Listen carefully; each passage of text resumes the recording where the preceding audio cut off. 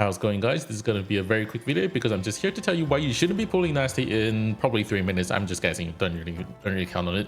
But alrighty, here we go. Here we have Nasti, and she is an artificer. You can think of something like stainless, which so you probably never used them before, but I'm just going to tell you they play with devices, and each of their devices has different effects, and they're really not really worth it most of the time. It's fun to play with, but really not really strong in terms of like, oh, I want to use them every day, because they're really just more bothersome than actually strong.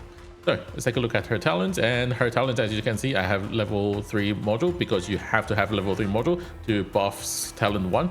With module level 3, you will have decreased DP cost of devices. Skill 1 and skill 2 has -2 DP, and skill 3 has -3 DP. And the first time you deploy a device on the start of each battle, you will be able to -3 DP cost for the first device. So skill 3, you will have -6 DP for the first device, and then -3 afterwards. So it's really critical to have module level 3, and you also get extra 1 devices that you can bring with you, so that saves you a lot of time. So really important to have. Talent 2 is 10%, basically 10% sanctuary. So if you have Haruka, which has 30% sanctuary, 30% just overrides the 10%, so really pointless talent if you ask me.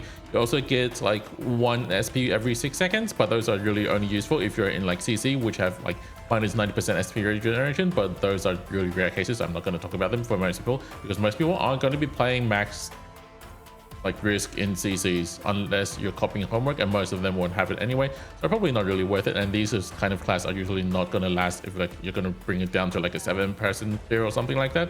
Usually not really worth it. Okay, let's take a look at skill 1. So skill 1 is a very basic skill. Just think of this as a worse version of Tragodia skill 3, which helps provide survivability and add 1 block. But Tragodia skill 3, the trap just blocks them anyway, so you wouldn't need this at all.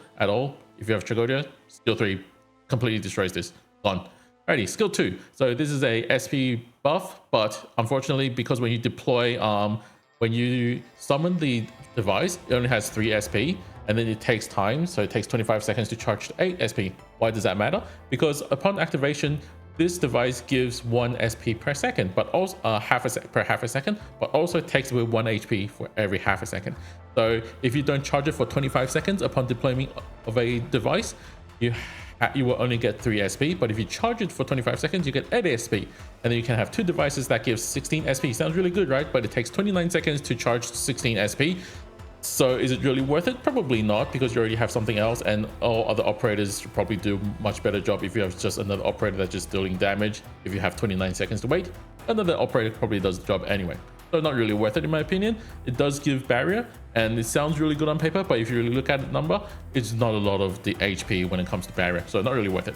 Next skill, skill 3. So this is the main skill of this operator, and it's all about having an artificial high ground. Oh, sounds really good on paper, right? Until you realize that it takes 19 DP to deploy her, and then you have to deploy multiple devices. And even if you deploy multiple devices, the fastest you can get is 18 seconds before you can deploy a high ground onto it, which means you're not only losing on DP, but you're losing on the cooldown time to deploy, the time to deploy your high ground operator. So someone like a Paramedic's Altar, if you're delaying the deployment of her by 30 seconds, that means you're getting that AFK like ability by 30 seconds, and which you will know that the ice spreads way less, and you're getting a less efficient of an operator. And by the time enemy hits you, well, why don't you just have her deployed in a like 2 tiles away? Just because it's not as optimal? Not really. So this skill is actually kind of useless. And if you're really looking into it, sure, there are some rare cases in CC. Yes, I know it's CC, and it's just a CC operator. Trust me, it's just how it is. In CC, yes, there are still rare cases, but you have to remember that the stage has to be really difficult, so that high ground operators are really hard to use. And then that's why you want to bring like high ground where you want them, exactly where you need it.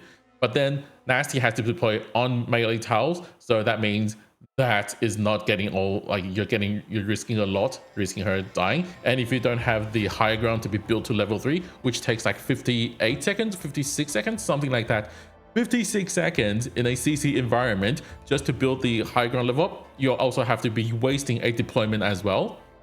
So you're wasting deployment limit, you're wasting DP, and you're wasting time. Not really that good unless it's a CC specifically built for her. And in all other modes, in IS, waste of supporter tickets, you have much important supporters to grab. Radiant, Tragodia, Haruka, whatever. There's so many to pick. Anyone's better than her. In RA, you already have artificial high ground in RA. You don't need another one, okay? In SSS, what are you doing with her? Make a high ground so that you have to build it again in the next phase? No. Or you can probably be thinking about, I think that's all the modes. Oh, usual daily mode. Yeah, I think you'll probably be brute forcing through everything if you already have like Wizardel and then all that stuff. If you don't have those, what's the point of having her? Because you want a really strong high ground to take advantage of the artificial high ground. So if you don't have the good high ground, you wouldn't need her. If you have really strong high ground, you still wouldn't need her. So what's the point of having Nasti? None. So that's it, and that's why I don't recommend anyone to pull. And I hope this video is under 8 minutes so I can't put in mid-cut rolls of ads. Thank you, bye. I'll see you guys in the next one where I'm pulling her and I lose horribly because I tell people not to pull her, and I know Yoso is gonna curse me. See ya.